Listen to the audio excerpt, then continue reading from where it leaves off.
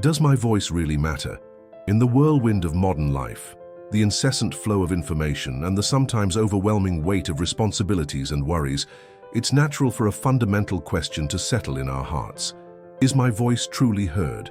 Our most intimate prayers, those silent outpourings only the soul knows, the pleas that burst forth from the urgency of a crisis, or even the whispers of gratitude that arise in rare moments of peace, do they find a destination, an attentive listener? Psalm 3 in its poignant verse 4 offers an answer that not only comforts but resonates with unshakable certainty and transformative power. I cried aloud to the Lord, and he answered me from his holy mountain. Selah. This passage, compact in its wording, reveals a wellspring of meaning and hope. It transports us directly into the reality of David, the psalmist, during one of the darkest and most humiliating phases of his existence. Let's imagine the scene in more detail. David, the once mighty king of Israel, is not on his throne, surrounded by loyal subjects. He is on the run, an exile in his own land, relentlessly pursued by none other than his own son, Absalom. The betrayal of an heir, the disloyalty of once faithful counselors, the mockery of enemies who now see his downfall as a triumph. All of this crashes down on him like an avalanche. His kingdom is in rebellion, his life is in imminent danger, and his reputation is in tatters. Amidst this scenario of chaos and existential despair, David has nowhere to run but to the only source of refuge left to him, God. In this moment of extreme vulnerability, his prayer was not a religious formality or an empty ritual. It was a visceral cry, a shout from the soul that erupts from the deepest part of his being, breaking through the barriers of the visible and tangible and reaching the highest of places. And, most crucially, that voice which rose from the dust of anguish did not get lost in the void of hopelessness. It was heard by the Most High, directly from his holy mountain. This is the promise, the essence of the comfort that this psalm offers us. The cry that travels distances. I cried aloud to the Lord. The word cry aloud carries an intensity that far surpasses a simple ask or speak. To cry aloud is an act of urgency, of desperation, of a need so profound that it bursts forth from the depths of the soul, without embellishment or hesitation. It's not the carefully rehearsed prayer, the polished and well-articulated words we recite in calm moments. On the contrary, it is the raw and authentic expression of a heart that pours itself out, unreservedly, before its Creator. It is the recognition of human impotence in the face of overwhelming circumstances, and at the same time, an unshakable belief in God's omnipotence and mercy. Can you recall moments in your own journey when words seemed insufficient to express the whirlwind of emotions within you? Perhaps it was a sleepless night, when an overwhelming worry kept you from finding peace. Human solutions seemed unattainable, friends were asleep, and the only thing left was a deep groan, a silent but intense cry that sprang from the innermost part of your being. That pain that has no name, that anguish that suffocates you, that request that you can't even fully verbalize, this is the voice the psalmist describes. It is the voice of the heart, of the soul, which is not bound by formalities, but which surrenders with total vulnerability. Let's think about Donna Regina's story.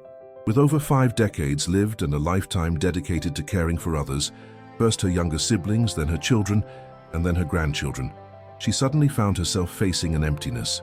The nest was finally empty, and she, for the first time in a long while, had to confront herself without the primary role of caregiver.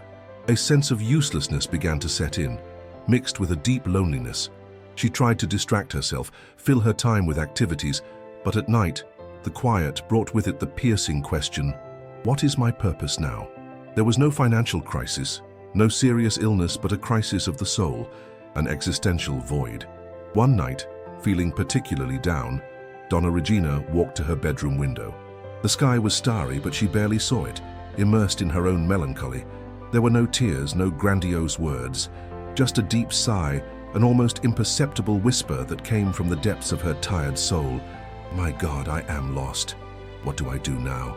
Her cry was not an audible shout, but the essence of her anguish, the surrender of her apparent strength. The psalmist's faith teaches us that we don't need eloquent speeches or complex rituals for our voice to find its way to God. A sincere cry, the genuine expression of a needy heart, is what matters. It is the simple faith of one who, even without perfect words, trusts that the Father understands the deepest groan of a child.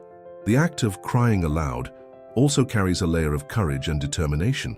It signifies a conscious decision not to be silent in the face of adversity, not to allow discouragement, hopelessness, or others' judgment to stifle the voice of faith. In a world that often encourages us to isolate ourselves in our pains, or to adopt a stance of passive resignation, the cry is an act of spiritual rebellion, of raising one's voice to heaven, refusing to accept defeat. It's a reminder that even when we feel weakest, our ability to connect with the divine remains intact. The throne that bows, and he answered me from his holy mountain. The second part of this verse unfolds the deepest relief and certainty. When the psalmist states that God answered me from his holy mountain, he is not merely describing an act of hearing, but painting a vivid picture of divine attention and divine power in action.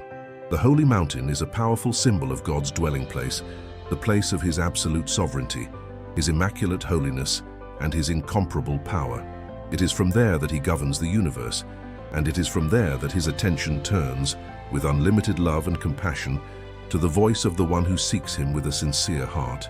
The verb to hear in biblical language, especially when applied to God, transcends mere sound perception. It often means to understand deeply, to attend diligently, and consequently, to act in response.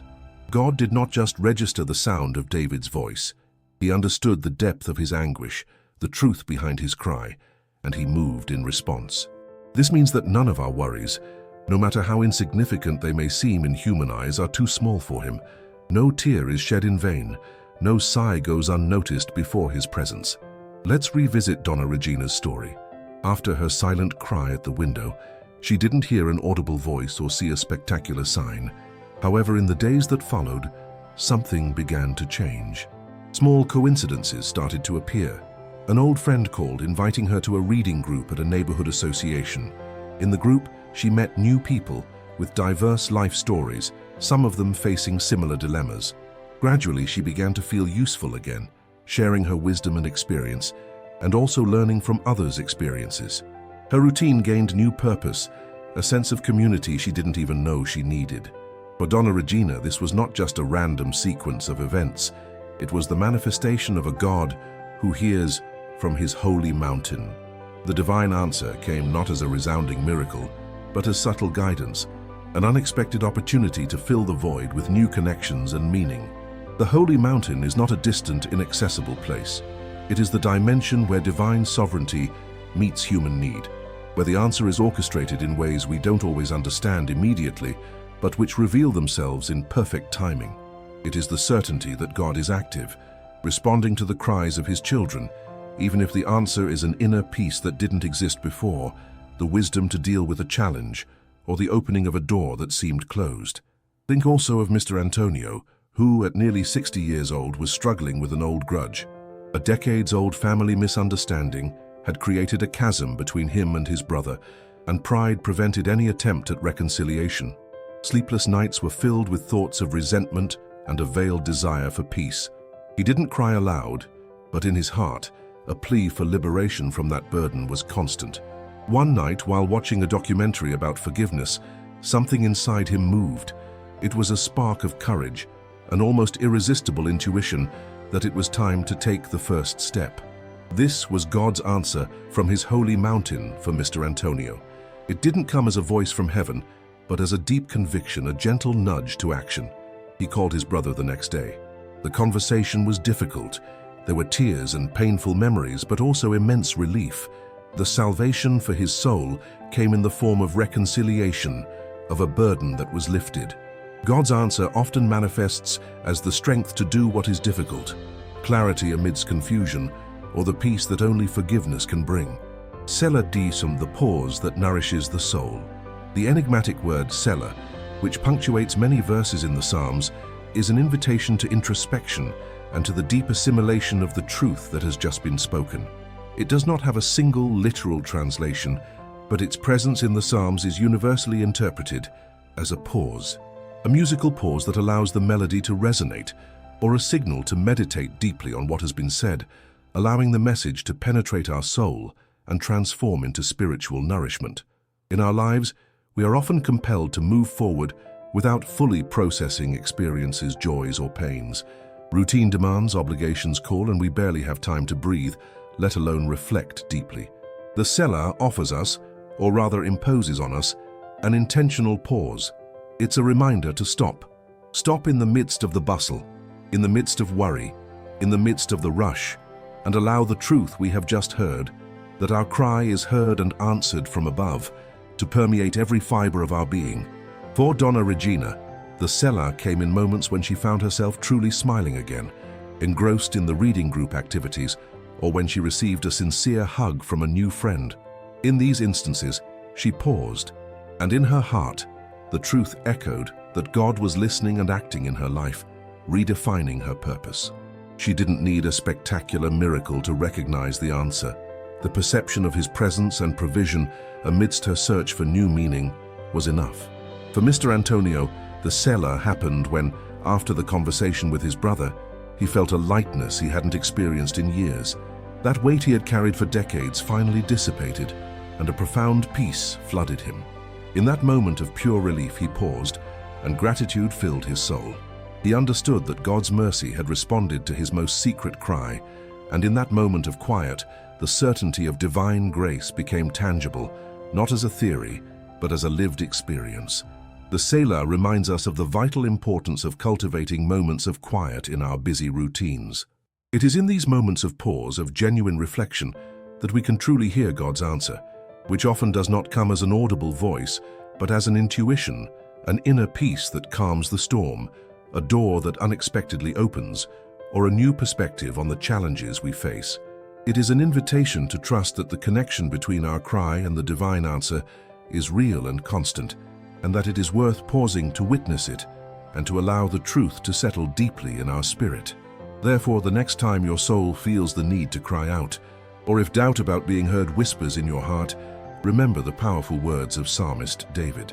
Your voice, with all its sincerity, with all its urgency, and with all its vulnerability, reaches the highest of places, and from there, from the holy mountain, God's attention turns to you, and the answer, be it comfort, direction, strength, or peace, comes to meet you.